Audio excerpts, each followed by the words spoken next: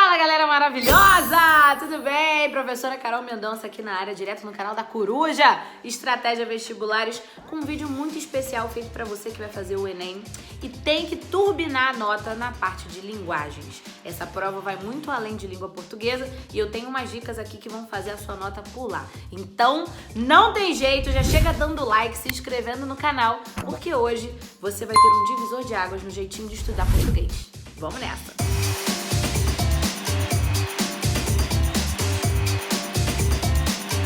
Galera, muito importante entender de primeira que a parte de linguagens do Enem vai muito além de gramática. Já foi o tempo em que o Enem cobrava regrinha de certo e de errado, crase, vírgula. Esses assuntos gramaticais, eles serão tempero de algo muito maior, que é o estudo da língua portuguesa e outros assuntos que eu vou dizer para vocês também, como ferramenta da comunicação. É assim que o Enem olha para nossa língua. Então, em outros vestibulares, a gente encontra o português instrumental, que tem mais ou menos a mesma pegada. Os vestibulares estaduais chamam assim, em sua maioria. Mas é justamente ter esse olhar de como aquilo funciona no ato comunicativo real. Pensar em intenção de quem está falando, de interpretação de quem está ouvindo, qual é o efeito daquele ato comunicativo e como ele acontece. Esse é o Enem. Além de língua portuguesa, gramática que parece que não cai, mas cai, a gente vai ter também os conceitos sobre arte, sobre cultura, sobre literatura brasileira, portuguesa e africana, sobre educação física, sobre saúde do corpo e da mente e outros assuntos que envolvem a comunicação e o resultado dela, ou a tentativa de comunicação. Então, esteja preparado para todos esses subtópicos que eles vão aparecer com certeza, beleza? A primeira dica pra você na verdade são duas em uma, isso aqui é um combo, eu queria te dar uma, mas eu vou te dar duas. É o seguinte, quando você treina com as questões anteriores do Enem, você tá treinando os assuntos, mas de forma preciosa você tá treinando também o costume e a prática da leitura. Por quê? Mesmo que você seja um leitor assíduo, você gosta de ler romances, histórias, você lê sobre o que te interessa, chegar num domingo, sentar o rabicó numa carteira e ler horas e horas seguidas é algo difícil para quem já tem o hábito. Se você não tem o hábito, você não consegue. Porém, a gente tem um tempo e dá para estabelecer dá para consolidar esse hábito. Então a gente vai fazer isso. Então, hoje, no caderno de linguagens, das provas anteriores, você pode começar hoje. Professora, mas ainda não revisei nada. Pode começar hoje. Diferente de outros cadernos. De repente, no caderno de matemática, você precisa fazer uma revisão conceitual antes para cair dentro e não dar de cara com aquela prova que diz para você que você não sabe nada. Agora, no caderno de linguagens não tem essa necessidade.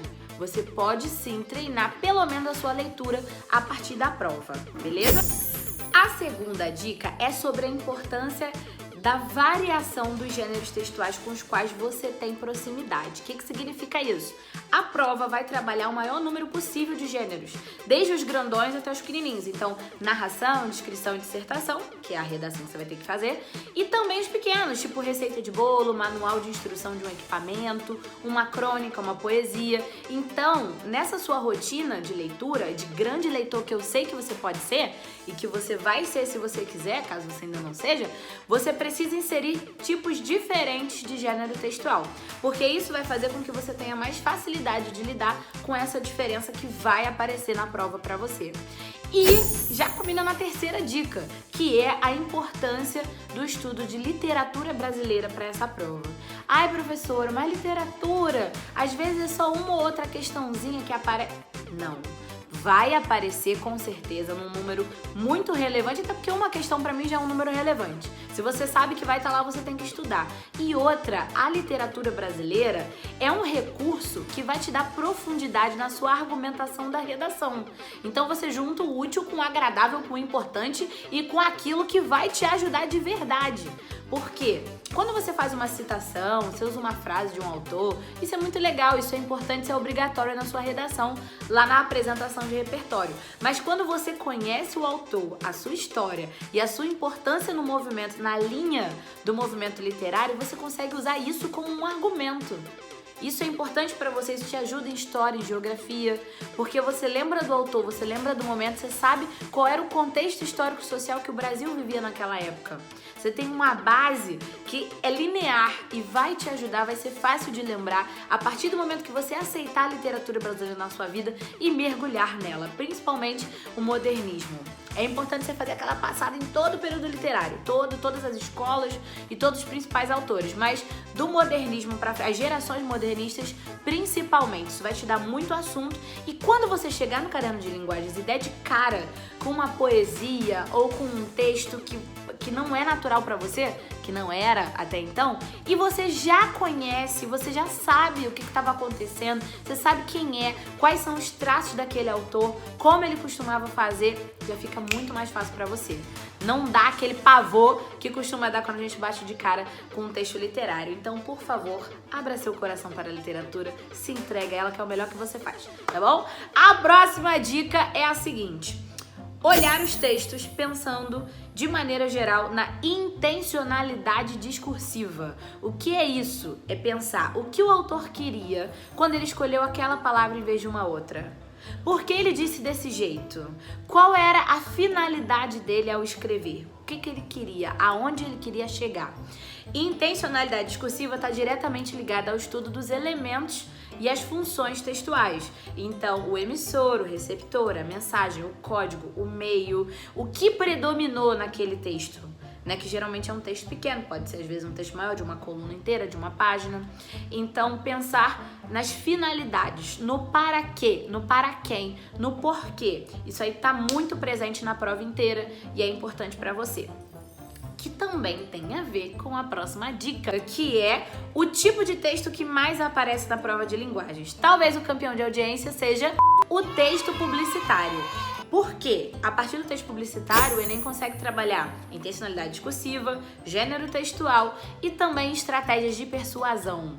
Como convencer, como trabalhar o comportamento humano a partir da linguagem. Isso está muito presente no Enem. Então, os temas transversais do MEC, aqueles em que nós professores, precisamos inserir nas nossas aulas, tipo meio ambiente, empatia, respeito, combate ao preconceito, a formação cidadã do aluno, esse tipo de coisa, esses valores, eles vão aparecer também ao longo desses textos. Então é importante que você esteja familiarizado com eles também, porque isso tudo te coloca na frente. Gente, a prova do Enem é muito mais de conhecimento da abordagem do que de conhecimento específico. Então, quando você já está acostumado com os assuntos, com o tipo de texto e com o tipo de pergunta, você fica muito mais calmo. E eu vou falar pra você, quem passa na prova com as melhores notas é a pessoa que consegue se dominar, que consegue se acalmar, consegue respirar e fazer a prova da melhor maneira. Juro pra você, não é a pessoa que sabe mais, é a pessoa que se conhece e se ajuda mais. Então, você não precisa saber a matéria toda, você precisa saber fazer a prova. E a gente vai te ajudar. Inclusive, eu quero que você conheça, se você não conhece ainda, os simulados gratuitos do Estratégia Vestibulares. Os links vão ficar aqui na descrição do vídeo. E quanto mais simulados você fizer, melhor vai ser pra você. Quero que você pratique com as provas anteriores, mas chega um momento que só as provas também não dão mais certo, então você precisa de mais material de qualidade. Não adianta baixar todos os materiais do mundo e conseguir fazer nada.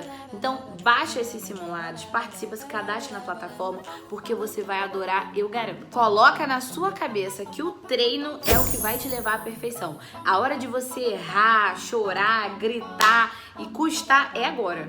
Porque na hora da prova vai ser só acerto. Não tem jeito, você precisa acreditar em você. Só você, ninguém mais precisa. Eu já acredito, o time todo do Estratégia acredita também. Mas quem define quem toma posse dessa postura de campeão é você. Então eu preciso que você faça isso, tá bom? Antes de me despedir, fica ligado, porque aqui você consegue ver uma aula completinha da Coruja, separada especialmente pra você. E aqui você consegue se inscrever também, não dá esse mole. Ativa a notificação pra não perder nada, que tem muito conteúdo bom vindo aí, beleza? Muito obrigada pra quem ficou até o final. Deixe seu comentário, sua dúvida, bota um hashtag eu vi até o final, que eu quero te responder. Um beijo grande, não tem jeito, vai passar e até o próximo vídeo.